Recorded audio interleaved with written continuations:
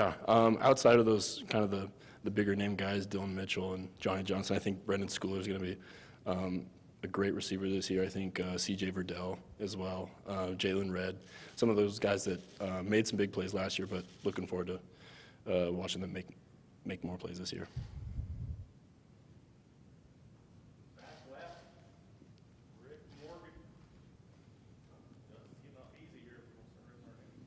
No, you're not going to get off that easy. I was going to ask you a little bit about, as a junior, the balance of the academics and the football. How do you manage that, and do you offer any advice to the younger kids coming in and how to manage that structure as well? It's tough for sure. I think one of the biggest things that I found out was just being able to manage your time, finding out your priorities and knowing what you need to get done first. And I think football and school were the two biggest priorities for me. So if I had homework or anything to study, that and football that'd take my main time away. And so just finding what works for you and creating your priorities. Front left, right here, Matt. Cristobal talked about guys making big improvements this offseason. For you, you've been pretty successful in the first 2 years here. What were the things that you spent this offseason either in the film room or on the field working on to be better this season? I think the weight room was one of the biggest things. I think with Coach Feld coming in and just having everyone around, I think he's done a great job of getting everyone up to speed. A guy like Tony Brooks-James who's put on 15 to 20 pounds and he's looked really impressive so far. And I know he's not the only guy, and I know Coach Feld would tell you that. And there's a bunch of other guys that have done just as well, and I wish I could sit here and name them all, but I think that's been one of the biggest improvements so far.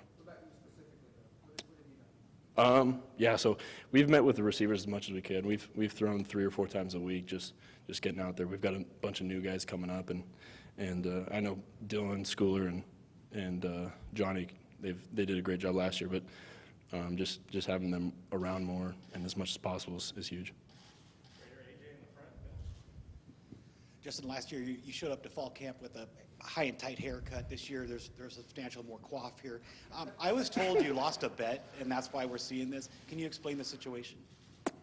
I don't think it was really a bet. I think it kind of started out as a joke, and Brendan Schooler's, he's kind of held me to my word, so I had to follow through with it.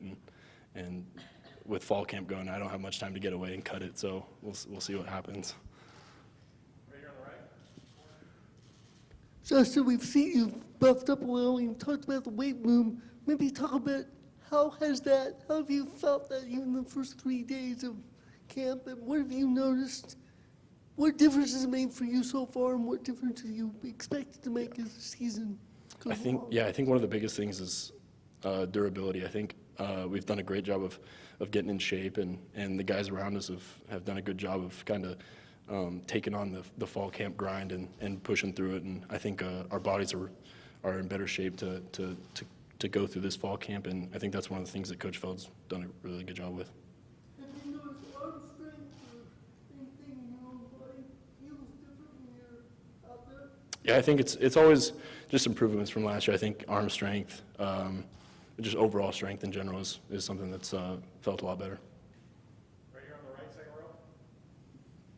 Justin, you're now your jersey's in the Duck store to be bought. Like when you were growing up, what Oregon jersey were you wearing, and did you ever think it would be yours that would be the one everyone was going for?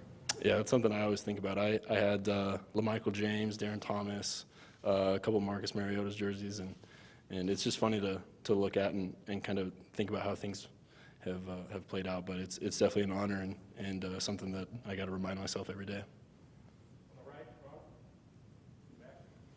Something that has been sort of critiqued at Oregon over the years is the size of their linemen, but now with Cristobal coming in, obviously linemen have put on quite a bit of pounds, and obviously in recruits as well, just bigger in stature. So what's that like to have sort of those Alabama-style linemen in front of you? It makes me feel a lot better about just going forward. I think with those guys around is really important. They not only are they huge, but they can move really well, and watching some of those guys run is really impressive, and just having them block, and I know the running backs are super excited about it as well, and Coach Cristobal's done a great job of getting them here and getting them taught, and I'm really excited to see what they can do this year.